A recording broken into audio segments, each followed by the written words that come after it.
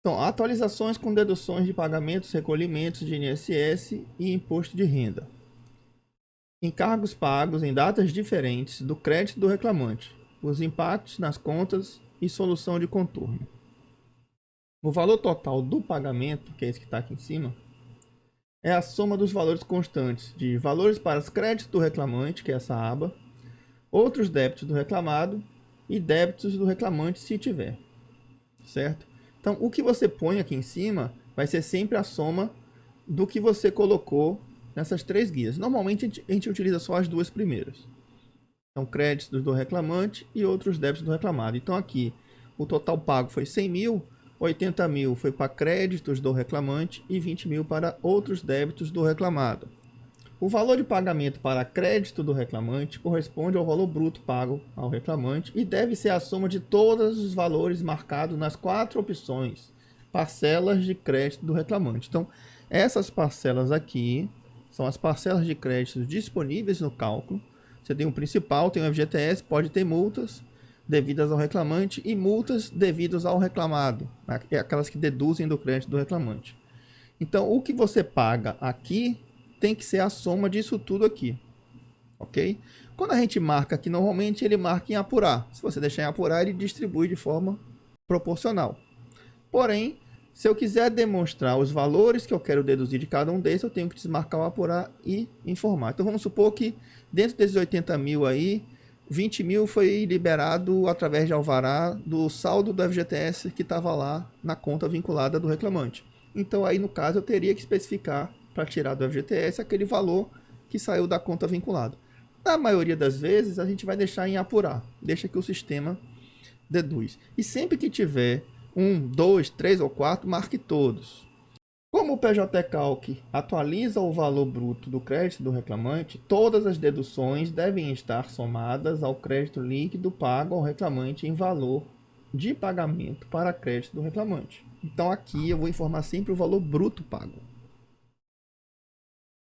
Aí na parte de baixo eu vou destrinchar o que foi recolhido. Então, exemplo, valor líquido pago ao reclamante, 78.500. INSS do reclamante recolhido, 500. Imposto de renda recolhido, 1.000. Total pago, 80 mil. Então, o total pago é 80 mil, o total deduzido é 80 mil. Desse valor, foi deduzido 500 de contribuição social e 1.000 de imposto de renda. O líquido não fica aqui demonstrado na hora que você está deduzindo. E nem fica demonstrado na hora que é feita a dedução lá naquela planilha de atualização. É sempre um menos o outro. É sempre o valor que você está atualizando em cima menos os débitos do reclamante que está embaixo. O líquido só aparece no resumo da atualização. Mas aí, se você tiver 3, 4, 5 pagamentos, você só vai ter o líquido relativo ao saldo final. Havendo apenas recolhimentos, os valores devem ser somados e devem ser deduzidos do principal, que é o valor bruto, mesmo que o reclamante não tenha recebido qualquer valor. Convém salientar que, como não há dedução de INSS e imposto de renda de FGTS e nem das multas, nesse caso, somente descontaremos os valores recolhidos do principal. Então vamos supor que foi feito o recolhimento à parte, numa data diferente, R$ 1.500, onde R$ 500 foi a contribuição social e 1.000 foi o imposto de renda. Eu tenho que botar os 1.500 lá como valor pago ao reclamante e tenho que deduzir pelo menos aqui do principal. Eu botei 1.500 aqui só para demonstrar de forma visual, mas se você deixasse apurar aqui não tinha problema, porque você tem 1.500 e só tem uma parcela marcada, você deixou em apurar, aqueles 1.500 vai ficar ali para aquele valor do principal. Então ele recebeu 1.500, recolheu 1.500, sobrou quanto para ele? Zero. Só que eu tenho que deduzir esses 1.500 do crédito bruto dele. Então a atualização sempre vai ser pelo bruto. Então vamos fazer um estudo de caso aqui e analisar o que vai acontecer. Data da última atualização foi 1º de maio de 2021, sem correção e sem juros, que é para não atrapalhar o nosso raciocínio. Então nós vamos acompanhar os pagamentos sem correção e sem juros. Vamos desmarcar a Lei 11.941. A quantidade de meses para o imposto de renda a gente vai botar 10.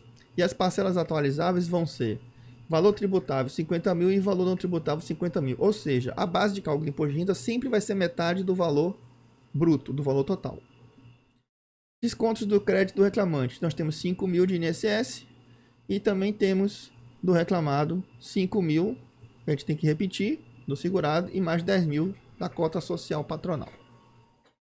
Então, desmembrado isso lá no nosso cálculo externo, 1 de maio de 2021, sem correção, sem juros, tá? Desmarcamos aqui para só deixar o valor do INSS corrigido. Como não tem correção, ele vai ficar também o mesmo valor sempre. E vamos apurar o imposto de renda. Esse imposto de renda vai ser apurado com a quantidade de meses igual a 10. Ok? Aí botei 50 mil para cada um, verbas tributáveis e não tributáveis. Então o valor do crédito do reclamante é 100 mil. 50% desse valor vai ser a base de cálculo do imposto de renda. E botei lá os 5 mil, com a dedução da contribuição social do segurado, e repetir nos outros débitos do reclamado os 5 mil do reclamante e os 10 mil do reclamado. Então tá aqui.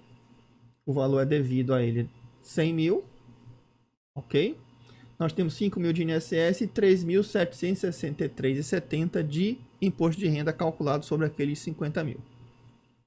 Total aqui 8.763 de deduções. Qual é o valor líquido do reclamante?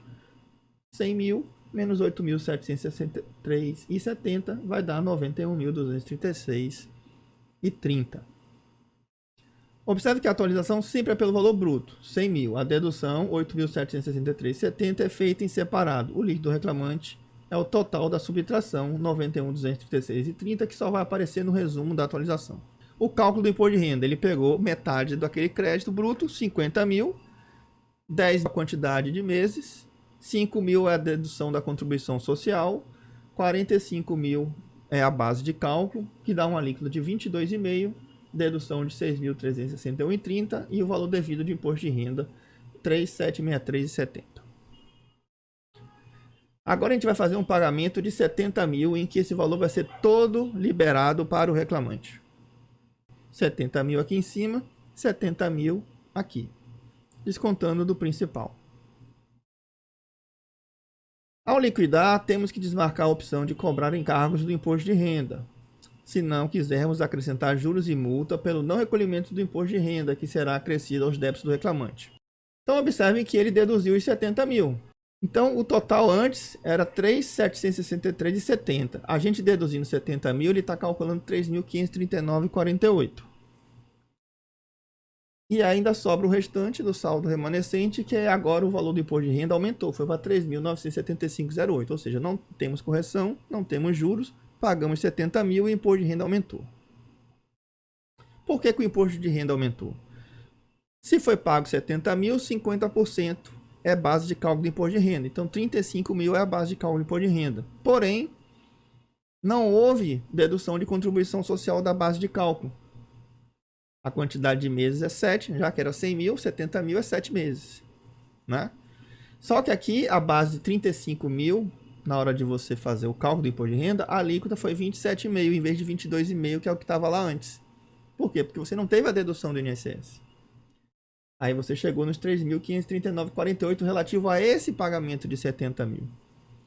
E o saldo remanescente, né? A base total era 50 mil, então 15 mil aqui, mais 3 meses. Aí ele deduz os 5 mil da contribuição social que está lá ainda para recolher. Aí a alíquota agora ficou de 15. Ou seja, o que antes era 22,5, nós tivemos um pagamento de 27,5, outro de 15. Pode acontecer de ficar 27,5 até nos dois, a depender dos valores. E esse valor do imposto de renda ficar até maior. Então aqui nós temos do saldo mais 435,60. Vamos agora inserir o recolhimento do imposto de renda relativo ao primeiro pagamento feito, né? 3.539,48 foi o imposto de renda do primeiro pagamento. Esse valor foi recolhido, mas foi recolhido alguns dias depois. Como é que a gente faz esse recolhimento? É 3.539,48 para o reclamante, que eu vou deduzir do crédito principal dele, já que eu estou atualizando o bruto. E lá no desconto eu vou informar que o valor todo é de imposto de renda. Olha o que vai acontecer. Ele deduziu os 3.539,48. Está aqui o valor do imposto de renda, 3.765,35. Deduzido o valor do imposto de renda, sobrou 225,87. Olha o que ele fez. No primeiro pagamento está aqui, a gente já viu. No segundo pagamento, ele pegou metade daquele valor como valor tributável. Não um pagamento bruto. Então, ele pegou metade daquele valor como tributável, correspondente a 0,3 meses. Deu essa base aqui. a alíquota de 27,5%, o imposto de renda devido neste pagamento era só os 225,87.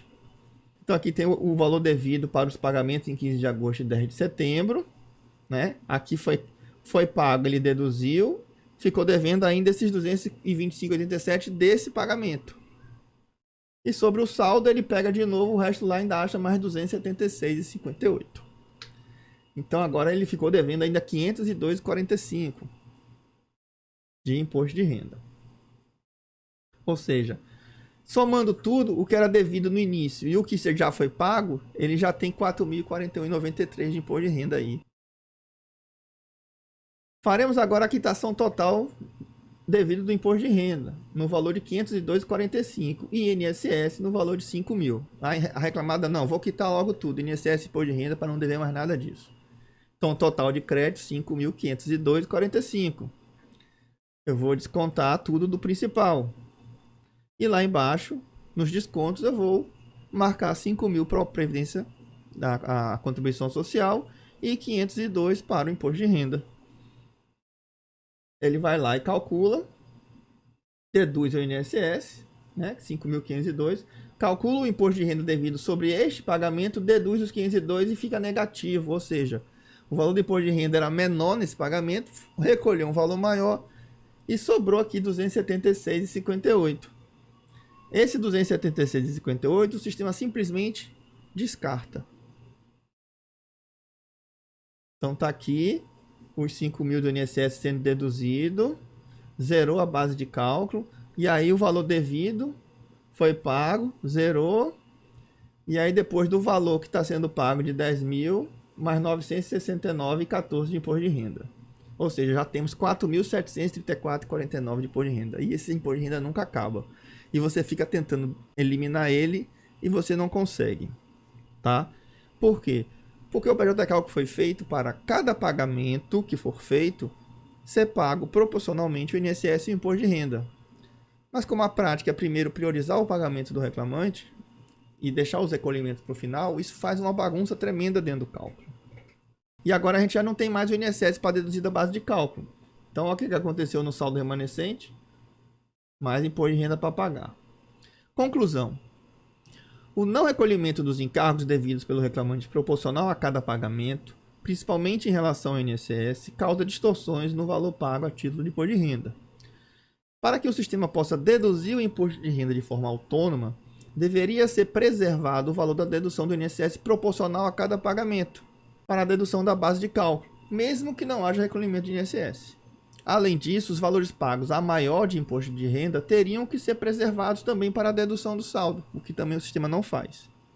Já o valor do INSS, ele pode ser pago a qualquer data, porque ele está sendo atualizado, pagou, deduziu, zerou. Então o INSS não tem esse problema, mas o imposto de renda sempre vai dar esse probleminha aí.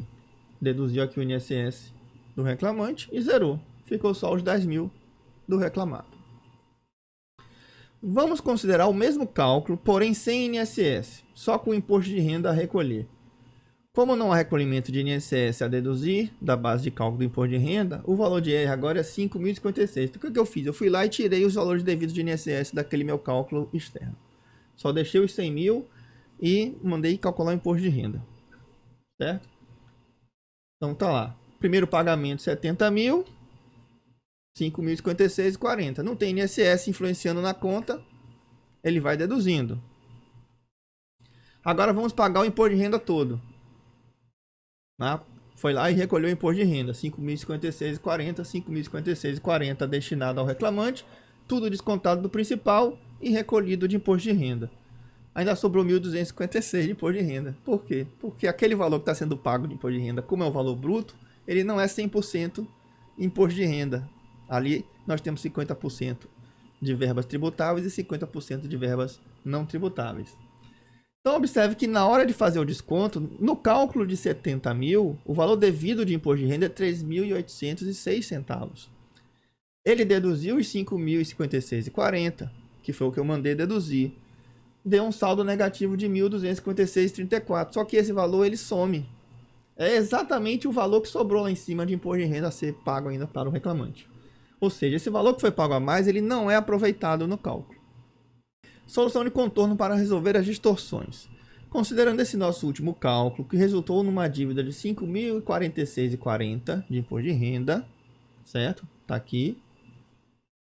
Eu vou desmarcar apurar imposto de renda no meu cálculo.